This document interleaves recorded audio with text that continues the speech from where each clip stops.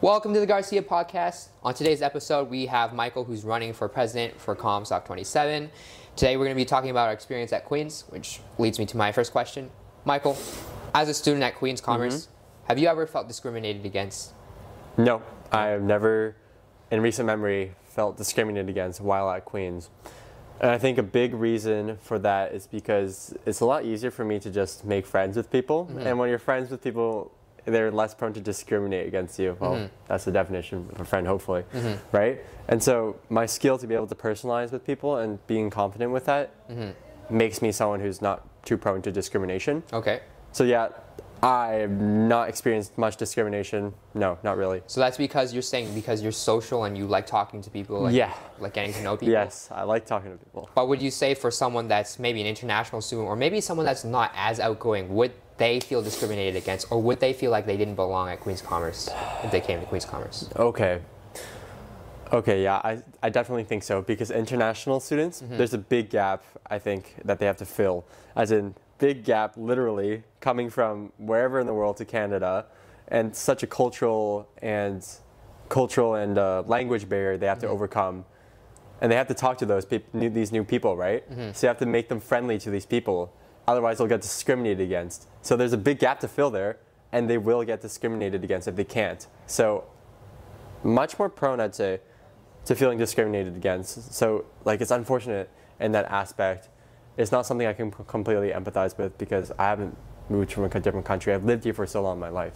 So are you saying that because international students can't talk, like they're uncomfortable talking to,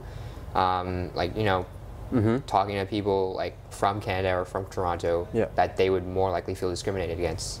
Yeah, they would. They would feel more discriminated against. Again, big gap to close. Okay, fair. So Michael, walk me back.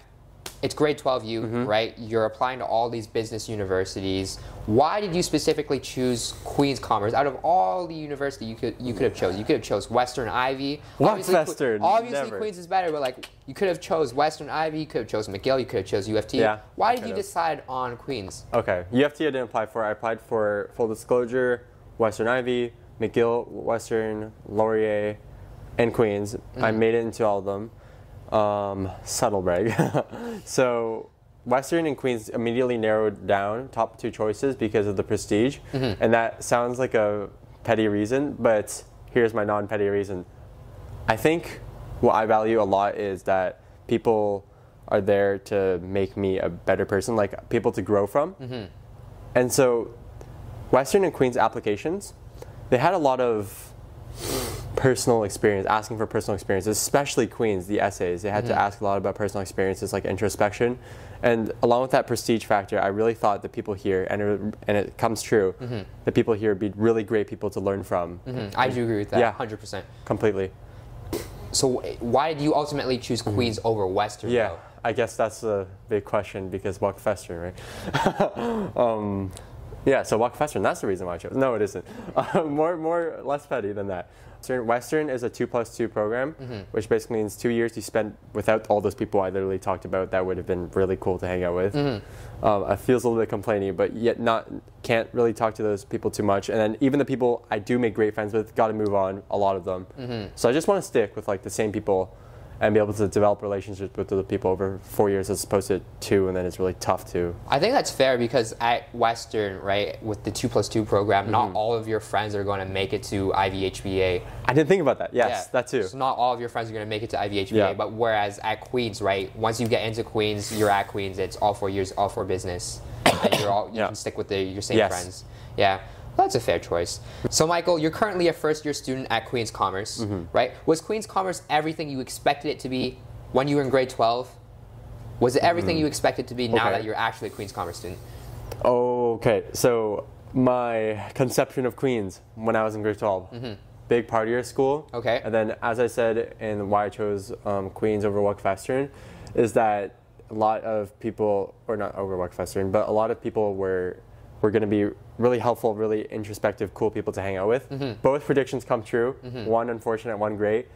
Partying school, yes, I've seen that so much in O-Week. A lot of. Is that a bad thing? Is that a good thing? I'm not a type. Queens is a really big party school. So is Western. So both of those schools, whether you go to Queens or Western, it's going to be a huge party school. It's just I'm not a big party person. I think that's the most I can say without offending people who like to party. So yeah, not a big party person. So I saw a lot of that at O Week, like all that chanting and like hazing vibes. Not completely, but it's like respect. What boss would say. A lot of that. Yeah. A lot of that. So big party impressions. And then for the case with what I saw in introspection, like really cool people to hang out with, definitely came true. Wish came true there. Dream came true there because the people I've been able to hang out with have been really, really helpful. Like one person, I so badly want to name them, but they came to help with my campaign running for president, and they've given me so much advice and like. And you just weren't expecting that? I wasn't expecting that at all. I wasn't expecting people to be so helpful where it didn't feel like it was warranted almost. Like, yes, exactly. I didn't feel like I earned it. You said exactly, Owen. I didn't feel like I earned it there. They just spent so much, it looked like brain power, just like thinking about everything I could do in my campaign to talk and reach with people. I feel like, that's what I really like about the community at Queens is like everyone here wants everyone to succeed. Yeah. So I always have people, you know, coming like up to me and helping me out with stuff, or whenever I just need help with like a homework question, like everyone's down to like help. Yes, love that. Like, I love that about the Queens Commerce community. Yes. So this is the last portion of the podcast, and I wanted to spend some time and ask you. Obviously, Michael, you're running for the COMM 27 president, right? Why should we vote for you as first years, and what is that one huge change that you would implement if you were elected president for COMM 27? I think why you guys should vote for me is the reason why I'm running.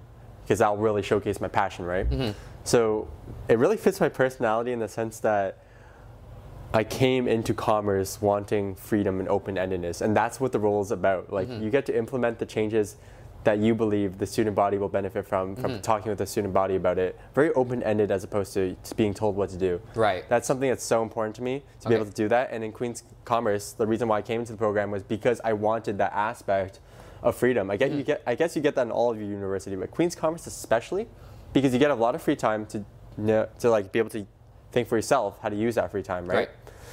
And a lot of freedom in what to specialize into. And in this sense, I guess I'm specializing into what I want to do for the student body. Okay, and what's that one big change that you would make if you were elected president? The second part of your question. I think there's a big lack of connection between the sections of Queen's Commerce. Like we've all split into class sections, and it's hard for people who from different sections to interact and get to know each other. And then I like to think it in terms of, to really bring into perspective how not cool that is, I guess, is that what if there's not like that best friend in those 4 other sections, like 4 other best friends you could have made in those 4 other sections, right, Owen? But because you're not in those sections, right, you'll never get to meet them. Yes. Okay. Yeah, so like imagine a future world where you have made all these other best friends that you didn't, since this change was never implemented. You couldn't really interact, or it's harder to interact with people in other sections. You're losing those best friends, right? I want to minimize that as much as possible. I'm selfish in that regards. Like this is also for me. I really want to be able to meet all those people I otherwise would have met if there was no change, or if there was this change for the better, where we could really all socialize and get to know each other in all these different sections. So I really want to more specifically integrate the sections and get maybe plan socials like board game nights, movie nights, or something more well thought out by asking the student body what would really make people bond with each other over sections. That's something really important to me. I think that's actually a great idea, Michael. So I wanted to thank you. You're not in the same section as I am, so it is a great idea. So I wanted to thank you once again for coming on the podcast, Michael. Best of luck for your election, and I hope you, let the best candidate win. Yes. Thank you for coming on the podcast. Thank you, Owen. Make sure to follow for more Queen's Commerce content and podcasts, and I'll see you next time.